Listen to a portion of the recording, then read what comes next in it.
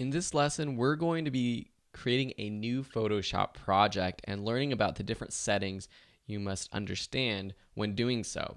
When you open up Photoshop for the first time, you're not going to see this list of projects that I have right here. These are projects that I've worked on in Photoshop that are on my computer, that are saved, that I can go and open up. And it's great because it has the most recent projects. So if I do have something like a YouTube thumbnail project that I work on constantly every week or so, when I post a new YouTube video, it pops open right here and I can just reopen it. But if we want to create a new project, or if you're completely new to Photoshop and you're opening up this for the first time, just click this new button. This opens up a new window that has the options for creating your project.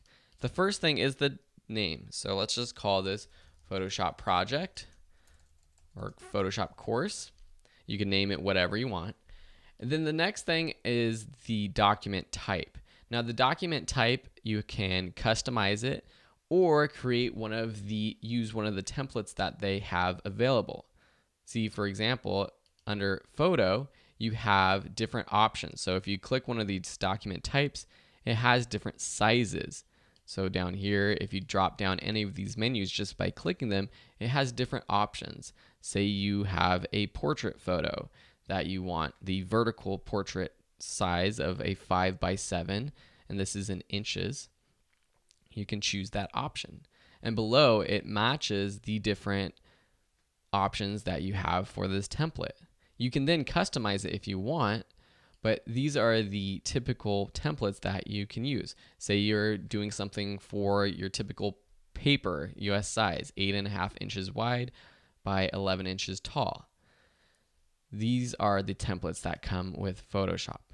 But for a lot of us, we're going to be creating a custom template or a custom project depending on what it is. If we're creating a design for the web, maybe we're editing our profile image or doing a blog graphic.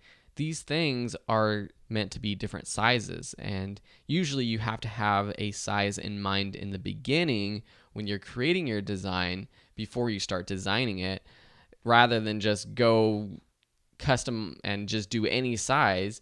So you have to know what size you want to create in the beginning. For example, say we're creating a profile image. Most profile images are square images, and we know that the pixels are around 1000 by 1000. It continues to increase as screen resolutions do increase, but we set our width and our height first. Now you can choose how it's represented in inches, but we're going to use pixels, which is typical for online and computer graphics or photos. We do it in pixels. And the best way I can explain what a pixel is by comparing it to your screen resolution. You've probably heard before that an HD video is 1920 by 1080 pixels. This is the size of a HD video, or maybe this is the resolution of the screen of your computer or your phone or even your TV. Pixels are a way to represent distance. So here we have a width of 2550 pixels by 3300 pixels. If we want it to be a square of 1000 by 1000 pixels, we can just type in 1000 by 1000. You can also do any other. Say we're creating a YouTube thumbnail, we can do a YouTube thumbnail of 1280 by 720. Now these are just numbers that I have off the top of my head because I've created projects so many times, but you might need to look up online to find out exactly how many pixels do you need, what's the size for whatever project you're doing. So let's just go back to 1000 by 1000 pixels. This will be a square image. The next thing is the resolution.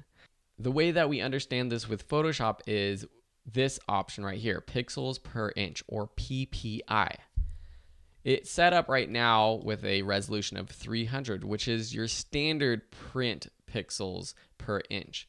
And really what this means is when you are printing something, it has 300 pixels per inch of that document you're creating. The higher the resolution, the more pixels per inch, the finer detail it will be. So a resolution of 1 pixel per inch will look very blurry because literally only one color can be within that inch. So every square inch of your document will be one color. With 300, that means there's lots and lots of little dots, little pixels in that inch, and that creates more definition and sharper edges. For screen images for your web, for video, for online viewing, it's recommended to use 72 pixels per inch. And in between, you can do something like 150. This is also good for printing and also higher quality images online. For us, we're just going to use 72 since this is a profile image for online viewing. The next option is the color mode. You have a few. You have RGB, CMYK, grayscale, bitmap, lab color. We're just basically going to understand RGB and CMYK. RGB is the basic Photoshop computer graphics color. CMYK is more for printing. So if you know you are going to be printing your images, you can use CMYK, which stands for cyan, magenta, yellow, and black. Those are the colors of your printer. But if you are just creating something to be viewed on screen, on the internet, anywhere online, just use RGB, which is red, green, blue. Even for printing things at home, RGB is fine. This other option right here is 8-bit, 16-bit, or 32-bit. Now, I'm not going to go into too much detail because it gets kind of confusing, but basically what this means is how many shades of a color can you have within your photo that you're editing.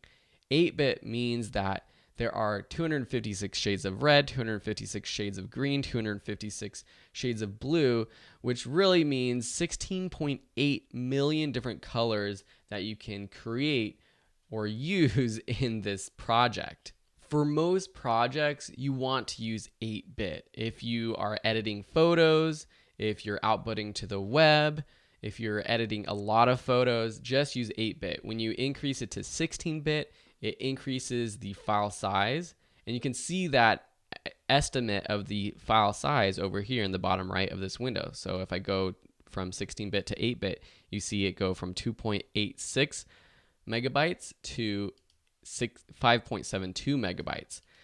And so just working with a smaller file size will be good. And when you're actually taking photos with any camera, it's recording it or shooting that photo in 8-bit. So there's really no reason to increase it to 16-bit. The only reason to increase your project to 16-bit is if you're doing a lot of gradients, using a lot of large brushes in your images. And these are things we can go over in the future, but really you're not going to need to use that. You have 16 million colors with 8-bit, and so you don't really need more colors than that for most projects. So just leave it at RGB color and 8-bit. Down here you have your background content. So for your project, if you don't have a photo that's the full size of your project, then you can have a white background. You can choose to have a different background color if you want, just by choosing background color, clicking on the white box right there and choosing the color that you want, or a transparent background. Say you're creating a graphic that just has text or images that cover part of your project, and this is going to be layered onto something else later. For example, you can actually use Photoshop to create titles that you then put in a video, and you want that background to be transparent. That's when you would choose transparent, but we're just going to create white right now. Down here in the advanced settings, there are some options if you are using color profiles and you want to match certain types of projects. So if you're editing videos and you're using a specific type of camera, or if you have a specific screen that you're creating a project for, you can use those, but we don't really need to use any of those. Just use the RGB standard one that's there. That's perfect for 99.999% of projects that you'll ever do. And then the same thing for the pixel aspect ratio. There's different options if you're creating projects for different size screens, but just use square pixels. And then you click OK. That opens up this project, and now we have this 1000 by 1000 pixel square image with a white background. You see here in the layer panel down on the right that we have this white background. That was a lot, but I hope that this really helps you understand how to open up Photoshop and create a new project for really any type of graphic or photo that you want to edit. Thank you for watching, and we'll see you in the next lesson.